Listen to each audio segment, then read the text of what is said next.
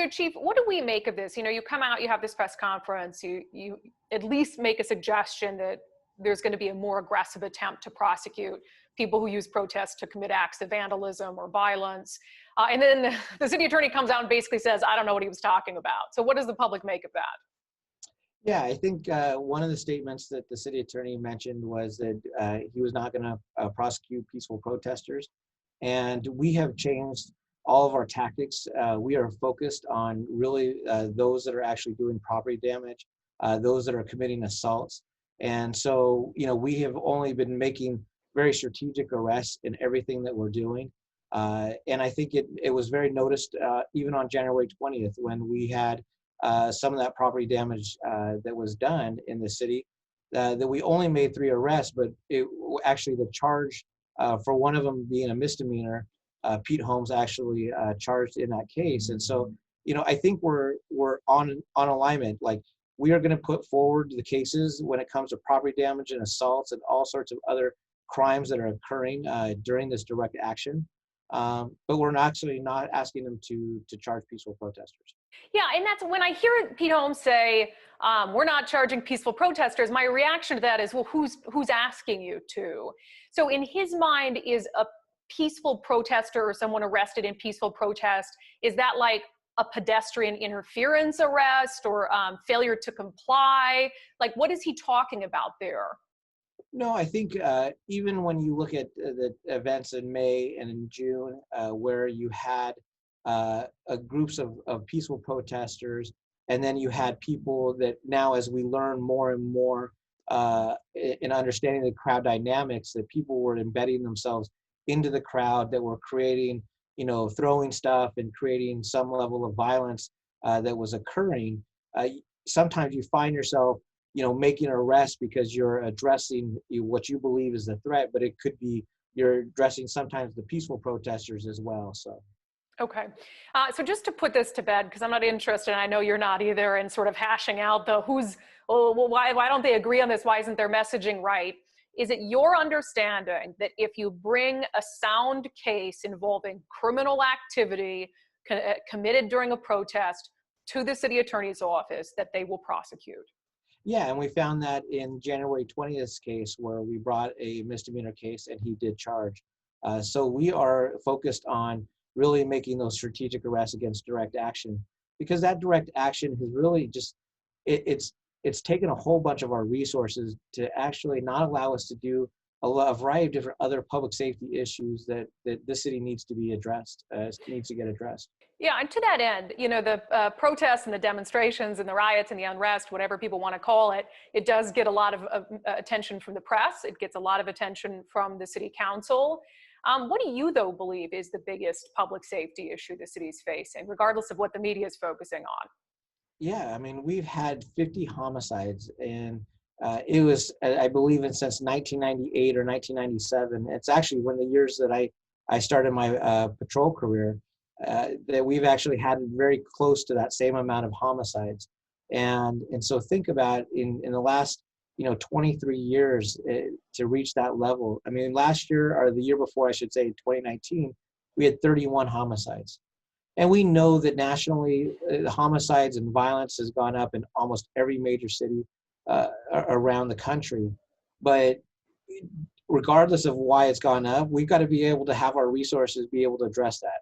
And that is really what I need to make sure, that we're deploying them in areas where we know that there's a lot of shootings, a lot of conflict. And if we're able to figure out how to prevent stuff, I mean, officers just recovered a gold SKS rifle that could easily have, killed a lot of people out of that. And right there, we recovered, and that prevents a lot of potential homicides that might occur in our community. Who's dying in these shootings, Chief? Are these gang related? Give us an idea here of what's going on. Yeah, so many years ago we had some potential violence with juveniles, and as people got older, we've actually seen anything from, I believe, anything over 28 to almost 40 years of age is where most of our victims are occurring. Right now, what we also know is that 50% of our homicide victims are Black, and 67% of all of our shooting victims in anything from just being grazed, struck by a bullet, we know 67% are Black. And so we know that this is, these shootings have created a big impact in our Black and even brown communities. And so, we just got to figure out, how do we work with our communities to try and get guns off the streets, stop the violence, stop the activity that's going on. We don't know. Sometimes it can be gang related, but this last year, literally all bets were off. Some of it's domestic violence, some of it's homelessness, some of it's related. We're not actually seeing nightlife or nightclubs, shootings, because everything's been shut down. So the violence is kind of dispersed over a variety of different, reasons of why it's been caused. So if you've got, in many instances, young Black people being shot and killed on the streets of Seattle, surely the city council members are coming to you all the time asking what you're doing about it. Right now, my effort and my focus as the chief of police, we are at times having conversations with city council, but right now the focus for me is addressing the public safety issue. The mayor has, been really pointed about trying to make sure that we get guns off the streets and that we reduce these shootings, and that we work with community partners to making sure that occurs. So I know what my job is to do, and that's what I'm going to be doing. Right, but in order to do that well, you need the help of city leaders. And we know that there are ongoing discussions about cutting further into your budget. So have you had conversations with the city council about the impact those cuts have on your ability to stop Black youth from being killed on our streets? We've explained that those budget cuts do impact the ability for our department to run smoothly and safely, and to have the resources that are needed. It also affects, even hiring some of our civilian staff that is so, needed to support officers and their work. And plus, we just need to also make sure that we really focus on hiring officers, the right officers, to do the right thing and going out and addressing that. And that is one of the biggest pieces right now as we look at budget cuts, that has impacted this department so much, is just the amount of officers that we've lost. So I have been in conversations in regards to our staffing. I have been in conversation in regards to, trying to find other areas of support so we don't see those budget cuts, so we can continue out doing the work that is needed to make the city safe. Chief, are you reaching out to them on that? Is your office reaching out to the city council about those things, or are they reaching out to you? Well, we actually have a couple standing meetings with a couple of them. And so it's usually every 2 weeks that we meet to discuss a variety of different issues.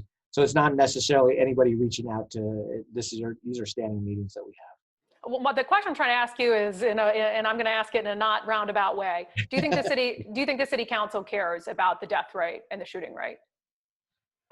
I sure hope so. I'm not going to put words in their mouth.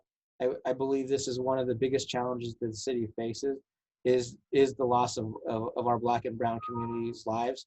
And I hope that every day that they're figuring out ways to support our Black and brown communities. And that is, but I won't put words in their mouth.